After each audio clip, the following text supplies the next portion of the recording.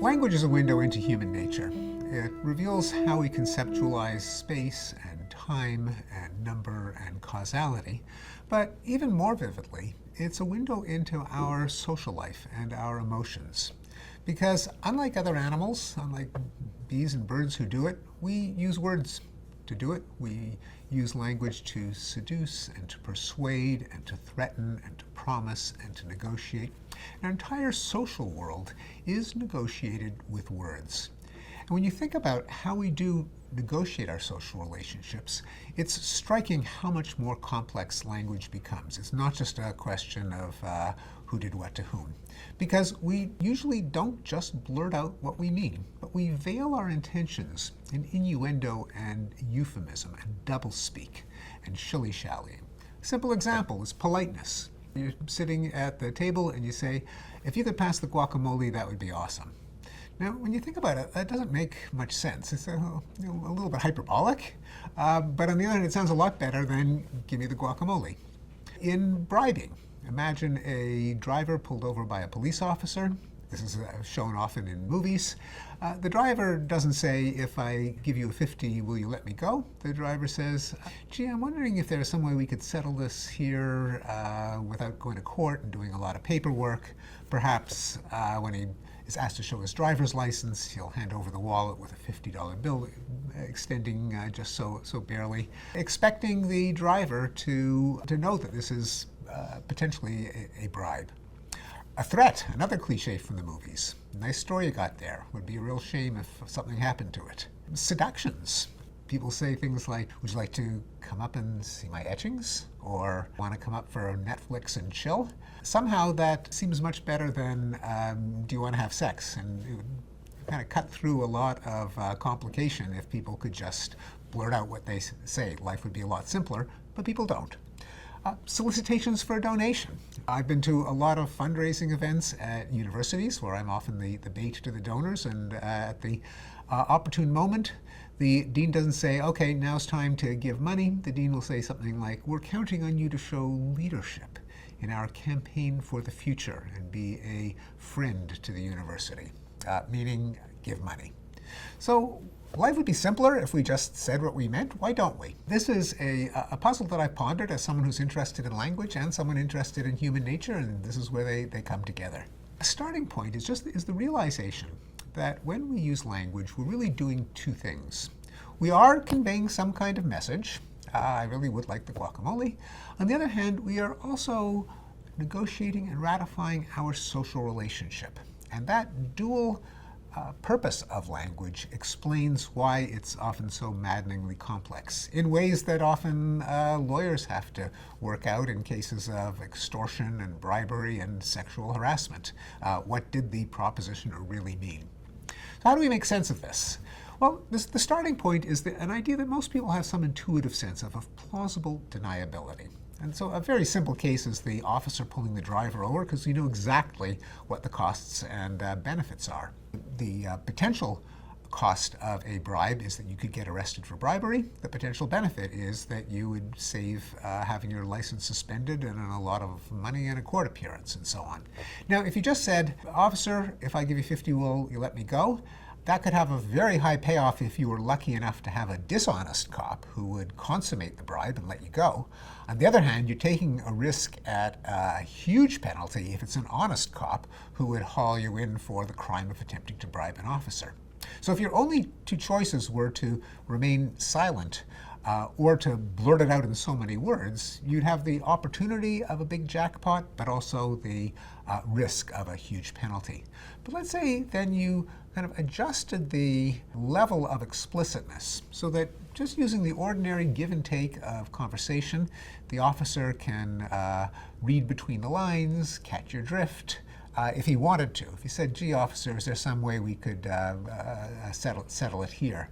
Well, then the dishonest cop could kind of sniff out the bribe beneath the innuendo, consummate it. You'd have the possibility of the great benefit.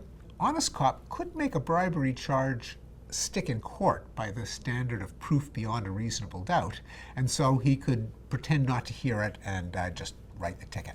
So by calibrating your language just right, you could get the potential benefit of bribing a dishonest cop without the cost of bribing an honest cop. So that's a kind of explanation for why vague, indirect speech exists, but it doesn't really explain why we use it so often in everyday life. An example would be, imagine you want to, say, bribe a maitre d'. You show up at a hot, chic restaurant on a Saturday night. You have no reservation. Let's say you try to grease the palm of the maitre d'. Why do people in those circumstances, and we know that they do, don't just say, if I give you a 20, will you seat me immediately? But they say things like, I was wondering if you might have a cancellation, while holding a $20 bill kind of in peripheral vision. Or, is there any way you could shorten my wait? Or, this is a really important night for me.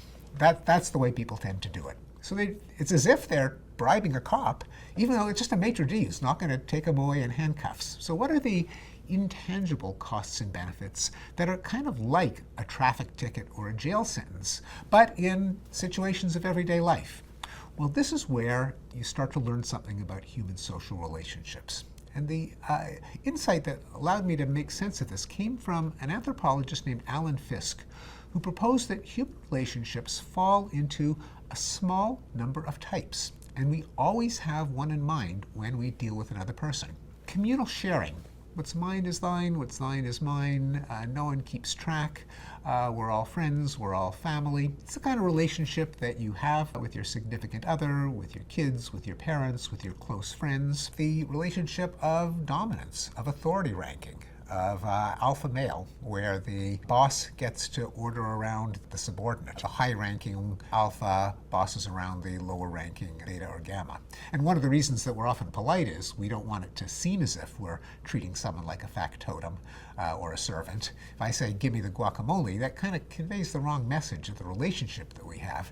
If I say, well, that guacamole is looking pretty nice, the other person can read between the lines and the deal is consummated without you invoking the relationship model of authority, which you don't want in the circumstance of a friend or even a stranger.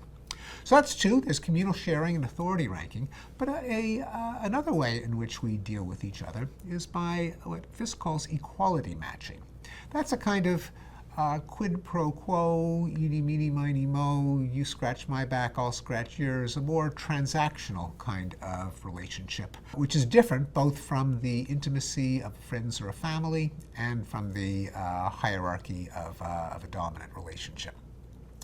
Now, if you keep in mind that we are very mindful of what kind of relationship we have with someone else, it determines the way in which resources are allocated.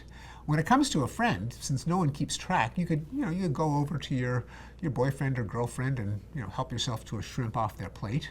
But you wouldn't go to your academic advisor or your boss and help yourself to a shrimp off their plate, or a stranger, because you don't have that communal relationship. At the end of a dinner party, for example, when you're with friends, you wouldn't pull out your wallet and offer to pay for the host for the meal. I mean, in some ways that seems like a logical, nice thing to do, but it would kind of shatter the mood. It would be a deeply, deeply weird thing to do. And people are always conscious of what kind of relationship they have and mindful of the boundaries, even though sometimes we have to do something that violates the rules of the relationship in force. And everyone knows that that can be fraught.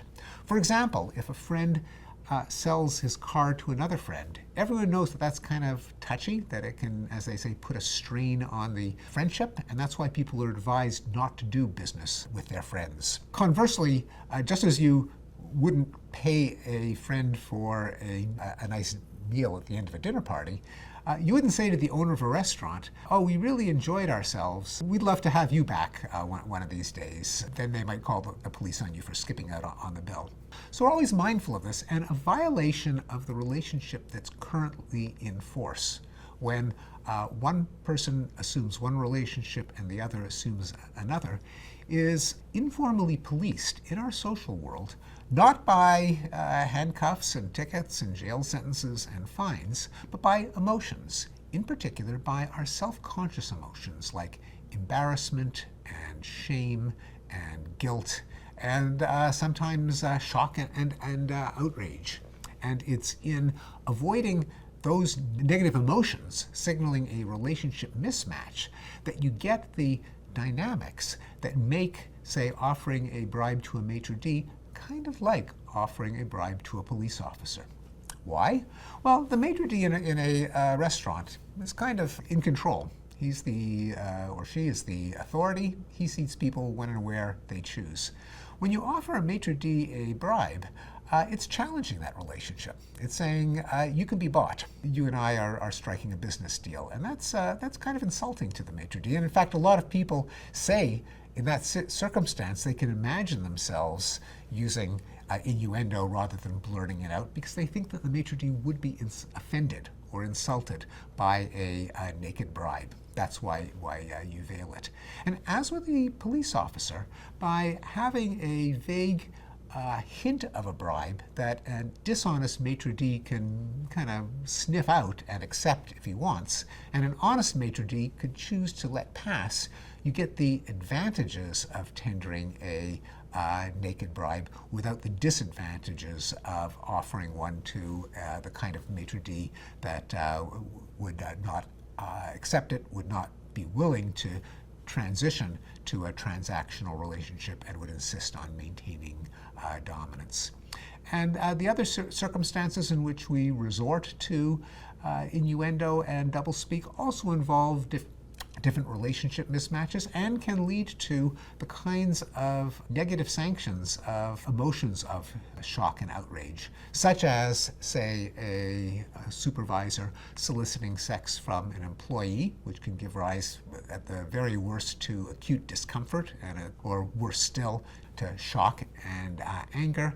By keeping it vague, both parties can decide whether they want to consummate the offer without challenging the relationship that's currently in force.